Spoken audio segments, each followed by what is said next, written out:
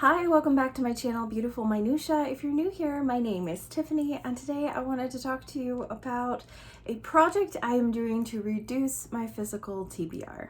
I saw this idea last year. Becca from Hicks Picks Books did this called the Read or Rid Project, and she had a list of books that by the end of the year she either needed to have read them and decide whether or not she wanted to keep them, or if she hadn't read them, she just needed to get rid of them. And as I have obtained a large number of books in recent days, and I already had a large number of books, I thought this would be a really fun way to make sure I'm reading some of the books on my shelves and that I can make room for new books. So I have 24 books. I figured 2 books a month seems pretty doable, as most of these are not gigantic books. I have a wide range of genres here. I have middle grade, I have young adult, I have a nonfiction, I have some classics, I have some sci-fi, I have some fantasy. I kind of have a little bit of everything. So a lot of these are some that I've had for a really long time, and then some of them I actually just bought and had in my last book haul. But they're ones that I'm not sure if I'm gonna like them, so I kind of want to just read them and get them off my shelf in case I don't want them. Most of the books that I have bought recently I have paid under $1 for, so it's kind of no harm for me to get rid of them in case I don't like them. So let's go ahead and dive in. I'm gonna start with the nonfiction because I only have one. And this is I'd Rather Be Reading by Anne Bogle. And this is definitely one of those books for book lovers. The subtitle is The Delights and Dilemmas of the Reading Life, and Anne Bogle is the creator of Modern Miss Darcy, which is a blog all about books and reading, and I think she does annual reading challenges and stuff like that. I really when it comes to bookish type stuff, I'm much more on YouTube than I am on blogs, so I don't really know a whole lot about her. This is probably a great book. It's really short, but I picked it up probably 3 years ago and have never even opened it, so I just need to read it or get rid of it. I do have some classics here, but that category is much smaller because I'm okay with picking up classics and taking my time until I get to read them, because it's okay. Classics is probably my favorite genre. I bet you didn't know that about me. So these will be in addition to my 2022 classics TBR, which I have already posted, and I will link in case you didn't see that. That list has 13 books on it, and I have 3 books here. So the first one is Nathaniel Hawthorne's The House of the Seven Gables. I have had this book since long before my daughter was born, and she is 9. So yeah, I've had it for forever. I think I might have tried to start it once when I was in my 20s, early 20s. I have had this book for a really long time, and I don't know whether or not I'll like it. The only other Nathaniel Hawthorne I have read is The Scarlet Letter, which I read in high school and really enjoyed. I don't even know what this is about. Next up, this actually has 2 books in one, and it's Jack London's The Call of the Wild and White Fang. My unpopular bookish opinion is I hated The Call of the Wild. I hated it so much. I'm an animal lover, and so the animal abuse in it and cruelty was really, really distressing, and there was no happy ending. So not a fan. So I'm I need to read White Fang and then decide if it's worth this bind up is worth keeping for White Fang, because if it was just Call of the Wild, I would have already gotten rid of it. I also have a little tiny classic. This is probably more of a novella because it is less than 100 pages. That's The Turn of the Screw by Henry James. I have started reading this book 2 or 3 times and just I don't know, just didn't care. Maybe I should just get rid of it without trying to read it. It's just the descriptions are really lengthy and stuff, so I've had a hard time getting into it. We'll do our middle grade next. I have The Black Pearl by Scott Odell. I loved The Island of the Blue Dolphins when I was a kid. I haven't reread it as an adult. But so I saw this, and I got this at a little free library, so I figured there was no harm in picking it up. It is actually a Newbery honor, so it might be really excellent. I don't know anything about it, so there's that. I also have Moon Over Manifest. I picked this up at the beginning of this year. This is a Newbery winner. I don't really know anything about this either. I think it's kind of like a girl from a troubled home kind of a deal, but yeah, it's just been sitting on my shelf for a long time, and I think I've read the back of it and it seemed like it was kind of a heavier middle grade. So it's not one I want to just hand off to my daughter because my daughter is on the younger end of middle grade. So I just want to figure out whether or not I want to keep it until she's old enough. This next book might have been in my last thrift haul. If not, it was the one before that. That's Bluish by Virginia Hamilton. This is about a girl who, I think she has cancer, and so she shows up to school with like a hat and a scarf because she's cold all the time and she doesn't have hair. And so I think that then, like, I don't know if other children start imitating her or what happens, but I've never even heard anyone talk about this book, so I figured I should read it. I also have The Great Gilly Hopkins, which I have heard many, many wonderful things about, but I also heard wonderful things about Bridge to Terabithia, and I did not like that book. Not only because it made me cry, which I don't really care because I like books that make me cry, but I just felt like all of it, I felt like there was no like redemptiveness to the story at all.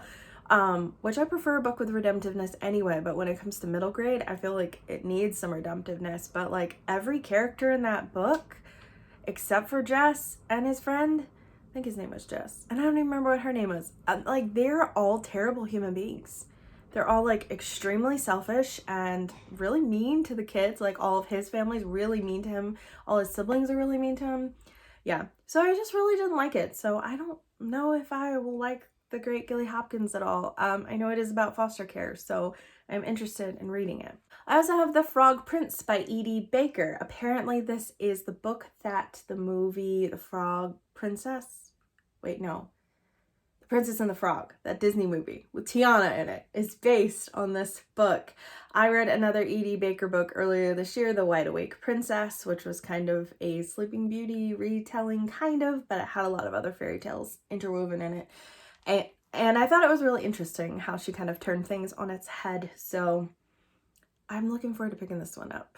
I also recently picked up The School for Good and Evil. I've heard mixed things about this, so I kind of want to read it. I don't know if it's actually middle grade or if it's YA. So I had thought about like passing it off to my daughter, but then I'm like, I should read this first to make sure it's like age appropriate, because I've heard like mixed things in terms of the age level and also in terms of just the book itself. So I'm gonna try this one. It's kind of a little bit bigger, so it would give me more room on my shelves than some of these other ones. I've had this one on my shelf for a while, I think, and that's Gregor the Overlander by Suzanne Collins. Suzanne Collins also wrote The Hunger Games, and that's the reason why I picked this up. But this is a middle grade series. I think there's like 4 or 5 books in it. I'm not sure. I only have the first book because I picked it up at a thrift store, so I don't know anything about it. And then my last middle grade book is Camilla by Madeleine L'Engle, and I really like Madeleine L'Engle's writing, and I picked this up for free at my library because, as you can see, it was a library discard, and it is actually kind of like falling apart really bad. And I considered getting rid of this book when I did an unhaul before I moved, but I decided to hang on to it because I really like Madeleine L'Engle. And then I read a paragraph of it for my quick to judge tag earlier this year, and just it didn't get chosen. It didn't really grip me that much. Wasn't even in like the top 3, so I don't know. We'll see about this one, but it was free. Working my way up to YA. So I just got this one very recently. Never Let Me Go by Kazuo Ishiguro. I'm probably butchering that pronunciation, so I'm sorry. I don't know anything about this. I think it's a YA. He writes adult books too, but I think it's a YA because I'm pretty sure it's about teenagers. They look like teenagers. This is like the like movie cover, which I don't love, but I paid 10 cents for this book, so it kind of didn't matter.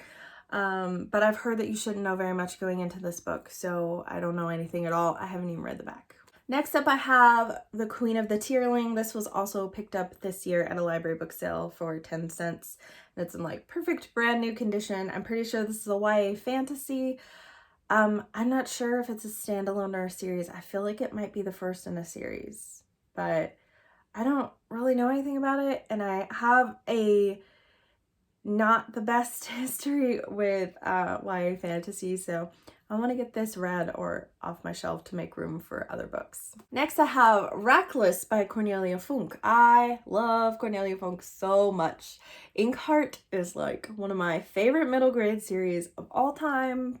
It's very underrated. I don't know why more people don't love it. It's awesome. I love it so much. It's a great series for book lovers too. And then I have read most of her other middle grade. I think I've read The Thief Lord and Dragon Rider and what's the other one called? It's like Ingrid the Brave or something the Brave. I can't remember. That one was really fun. So this one has a weird cover. This is part of a YA series, and I have started reading this once before and was not getting into it. So I've had this on my shelf for a couple years. I don't know if this is a YA or an adult, so you guys tell me, but it's Shannon Hale's Austinland. I just picked this one up recently, and I don't know if I'm gonna love it or hate it because it is a romance. And I don't generally love romances, but I really love Shannon Hale, and I love her fairy tale retellings, and I love Jane Austen. So I wanted to give it a chance. This might be an adult book, though. I'm not sure if it's adult or YA. And then the last YA on here is To Stay Alive. This is also one that I got from a library book sale. It was discarded from a library, so and it looked interesting. So I picked this one up for 25 cents, and it is about the Donner Party, which is super interesting. I've never heard of a YA book in that setting, and it's all written in free verse, so I think it'll be a really quick read. All right, last I'm gonna get into adult books. I have Ursula Le Guin, or is it Le Guin? I'm pretty sure it's Le Guin. Ursula Le Guin's The Possessed. This is like kind of like a classic sci-fi. Sci-fi is not always my jam, and I read Ursula Le Guin's The Wizard of Earthsea earlier this year and had very mixed feelings on it. I think at the time I was like, yeah, it was okay, but I didn't like certain things about it, and the more space I've had from it, I read it in September, the more space I've had from it, the more I'm like, I really didn't like that book at all. So I don't know if I'm gonna like this one, but that's kind of why I want to read it, is because if it's a book that I'm not sure I'm gonna like, I want to like make room and get rid of it if I'm not gonna like it. Next up, I have The Poisonwood Bible by Barbara Kingsolver. I bought this past summer. I've heard many things about this book, and I think it's about like a missionary and his daughters or something. It's a chunker. And I have another Barbara Kingsolver that I also picked up, and if I hate this one, I'll probably get rid of that one too. This is a very new purchase, but it's The Lies of Loch Lamora by Scott Lynch. This is an adult fantasy. It's very like heist driven, has a lot of found family elements. Murphy Napier mentioned it as like one of her favorite books of all time, but I've had a few people tell me they didn't like it, that it had content issues and like too much language and stuff. So I want to give it a try to see if it's like too much for me. It may or may not be. And this book's kind of thick and takes up a lot of space on my shelf. And again, it's a library discard book. So if I don't read it, like if I didn't get it from my library book sale, I wasn't going to be able to get it to my library to try to read. So next up, I have Tears of the Giraffe by Alexander McCall Smith. This is book 2 in the #1 Ladies Detective Agency series. I read book 1 this past summer, and it was fun and it was cute and I enjoyed it. It was a very unique setting, but the story itself was just kind of like not what I was expecting in terms of a mystery. And I have 8 books in this series. So I want to read the next book in the series and see, like, do I actually like this series? Because it is taking up like half of a shelf of like one of these black shelves that I have in my room. It's taking up like half a shelf. So that would save me a lot of space if I'm like, I don't know if I want to keep this. I also have Where the Forest Meets the Stars. I think this is a contemporary, and I don't read very many contemporaries. And I think it has like some sort of fantasy element of like magical realism or something. And I think it's kind of a found family thing. I've had some people that loved it and some people that said the protagonist was super annoying and they hated it. So I don't really have high expectations for it, but I wanted to give it a try. I have another book here that I picked up for free, and it's News of the World by Paulette Giles. I know that this was turned into a movie semi-recently, within the last couple of years, and people really liked it. And when we lived in Illinois, I had a thrift store that was buy one, get one free. So this was my free book. So I figured I would pick it up, and it's been sitting on my shelf for a while, and I actually almost unhauled it before we moved and decided to keep it. So I now need to read this and decide whether or not I still want to keep it. Another cheap 10-cent book I picked up this summer was Life of Pi. I don't know why I picked this up, because I don't know. I haven't seen the movie, and I don't know if I care, you know? I've heard really mixed things about it. So I need to just read it or get it off my shelf. And the last book I have on here, I think, actually, you know what? I don't know if this is fiction or nonfiction, because it is based on a true story. So it might be like a fictionalized account of a true story. I don't know. I picked this up at a thrift store years ago, and it's The Zookeeper's Wife. And this is about World War II. It's about this zookeeper and his wife, and I guess they like hide Jews in their zoo during the Holocaust, like in cages and stuff, maybe? I could be kind of wrong about that, but it does have to do with World War II and a zoo and hiding Jews. So yeah. So those are the 24 books on my Read or Rid project for this year. So my plan on helping me choose some of these books, I have mentioned in my reading goals video. If you haven't watched that, I'll link it so you can check it out. That some of the ways that I want to reduce my physical TBR are to participate in the Read Your Bookshelf Challenge that Chantel Reads All Day hosts every year, and then also participate in Buzzwordathon, which I've never participated in before. Books and Lala puts that challenge on, and I want to choose with those monthly prompts as many of these books as I can. But I also want to participate in the BookTube spin, which I've never participated in. I've always missed it. I've always been like just a little bit too late. So hopefully I won't be next quarter. But basically he like spins, you have books numbered like 1 through 20, and he spins and picks a number or two numbers, and then you have all quarter to read that book or both books if you decide to do two. So I figured I will put some of these books on the BookTube spin also, and I will use those 3 ways to help me choose books from this list, so that way I can prioritize them and make sure as many of them get read as possible. But most of the books on this list, if I don't get to them for whatever reason, after a year, I'll probably be okay with getting rid of them. So I would love to hear from you in the comments down below. Are there any books on this list that you love, that you really think that I definitely need to read, definitely need to prioritize? And I would also love to hear if you have any ideas for reducing your physical TBR, making room on your bookshelves. Maybe you're the same as me and you just have all the books and you just can't help yourself. And if that's you, solidarity, we should form a club, and actually BookTube might kind of be that club. Anyways, thank you so much for watching. If you like this video, please hit like and also subscribe so you can continue to see more bookish content from me, and I will see you again next time.